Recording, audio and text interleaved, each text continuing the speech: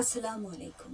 বাংলাদেশ বেতার সিলেট সংবাদ পড়ছি দীপিকা চক্রবর্তী রিমি।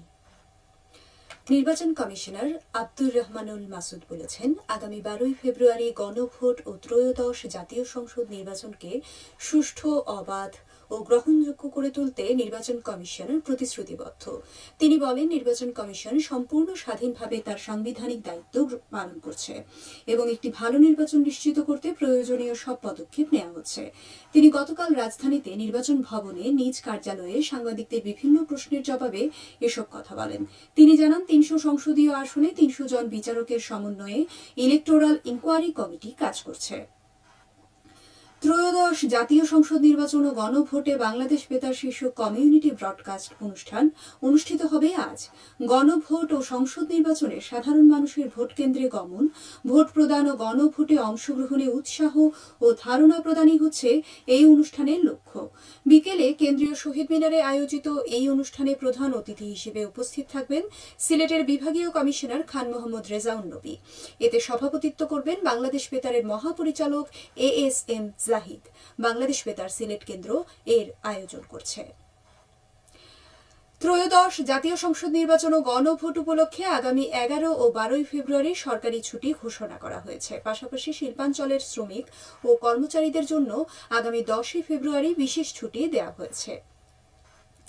অতন্দ্র প্রহরা আর দৃঢ় অঙ্গীকারে দেশের সুরক্ষায় কাস্টমস, এই প্রতিপাদ্যকে সামনে রেখে সারা দেশের মতো সিলেটেও গতকাল পালিত হয়েছে আন্তর্জাতিক কাস্টমস দিবস। 2009 সাল থেকে ওয়ার্ল্ড কাস্টমস অর্গানাইজেশন 26শে জানুয়ারিকে কাস্টমস দিবস হিসেবে ঘোষণা করে। এরপর থেকে প্রতি বছর বাংলাদেশ সহ ওয়ার্ল্ড কাস্টমস অর্গানাইজেশনের সদস্যভুক্ত 186টি দেশে একযোগে দিবসটি উদযাপন করা হচ্ছে। বন্যপ্রাণী, দেশীয় প্রজাতির মাছ, জলজ প্রাণী, উদ্ভিদ, জলবায়ু ও পরিবেশ সুরক্ষায় করণীয় শীর্ষক সেমিনার অনুষ্ঠিত হয়েছে গতকাল মৌলভীবাজারে। জেলা শিল্পকলা একাডেমিতে অনুষ্ঠিত সেমিনারে প্রধান অতিথি ছিলেন শাহজালাল বিজ্ঞান ও প্রযুক্তি বিশ্ববিদ্যালয়ের সাবেক উপাচার্য প্রফেসর ডক্টর মোহাম্মদ মুসলিউদ্দিন তারেক।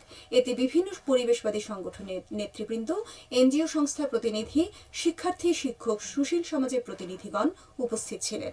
বাংলাদেশ পরিবেশ আন্দোলন এর আয়োজন করে। সিলেটের বিভিন্ন সীমান্তে বিপুল পরিমাণ চোরাই পণ্য জব্দ করেছে বর্ডার গার্ড বাংলাদেশ। গত 2 দিনে সিলেট ও সুনামগঞ্জের সংগ্রাম, ডিবির হাওর, বিছনাকান্দি, প্রতাপপুর, তামাবিল, দমদমিয়া, কালাইরাগ ও বাংলাবাজার সীমান্ত এলাকায় অভিযান চালিয়ে এসব পণ্য জব্দ করা হয়। অভিযানে ভারতীয় গরু ও মহিষ, শাড়ি, কমলা, চিনি, জিরা, কসমেটিক্স সামগ্রী, কম্বল সহ বিভিন্ন পণ্য এবং বাংলাদেশ থেকে পাচারকালে শিং মাছ জব্দ করা হয়। জব্দকৃত মালামালের মূল্য প্রায় 1.5 কোটি টাকা। খেলার খবর, ক্রিকেট। সিলেট আন্তর্জাতিক ক্রিকেট স্টেডিয়ামে প্রথম বিভাগ ক্রিকেট লিগে গতকাল বীর বিক্রম ইয়ামিন ক্রীড়া চক্র 8 উইকেটে হোয়াইট মোহামেডান স্পোর্টিং ক্লাবকে পরাজিত করে। প্রথমে ব্যাট করে হোয়াইট মোহামেডান স্পোর্টিং ক্লাব সব উইকেট হারিয়ে 118 রান সংগ্রহ করে। জবাবে বীর বিক্রম ইয়ামিন ক্রীড়া চক্র 2 উইকেট হারিয়ে জয়ের লক্ষ্যে পৌঁছে যায়। ক্রিকেটের আরও খবর। গতকাল হবিগঞ্জে শুরু হয়েছে জুলাই শহীদ স্মৃতি জেলা প্রশাসক প্রথম বিভাগ ক্রিকেট লীগ। উদ্বোধনী খেলায় অনুশীলন ক্রিকেট ক্লাব 7 উইকেটে মোহনপুর স্পোর্টিং ক্লাবকে পরাজিত করে। প্রথমে ব্যাট করতে নেমে মোহনপুর স্পোর্টিং ক্লাব নির্ধারিত 25 ওভারে 115 রান করে। জবাবে অনুশীলন ক্রিকেট ক্লাব 3 উইকেট হারিয়ে জয়ের লক্ষ্যে পৌঁছে যায়। জেলা ক্রীড়া সংস্থার আয়োজনে এই টুর্নামেন্টে 16টি দল অংশ নিয়েছে। নগরীর ব্লুবার্ড হাই স্কুল অ্যান্ড কলেজের বার্ষিক ক্রীড়া প্রতিযোগিতা ও পুরস্কার বিতরণ অনুষ্ঠিত হবে আগামীকাল। এতে প্রধান অতিথি হিসেবে উপস্থিত থাকবেন জেলা প্রশাসক মোহাম্মদ সারোয়ার আলম।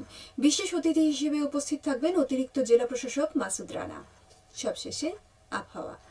রাত 1টা পর্যন্ত পূর্বাভাসে বলা হয়েছে, সিলেট সহ পার্শ্ববর্তী এলাকায় আজ কোনো সতর্কবাণী নেই এবং কোনো সংকেতও দেখাতে হবে না। আজ সিলেটে সূর্যোদয় হয়েছে 6টা 36 মিনিটে এবং সূর্য অস্ত যাবে 5টা 32 মিনিটে। সংবাদ শেষ হলো। আমাদের পরবর্তী স্থানীয় সংবাদ প্রচারিত হবে বিকেল 4টা 30 মিনিটে।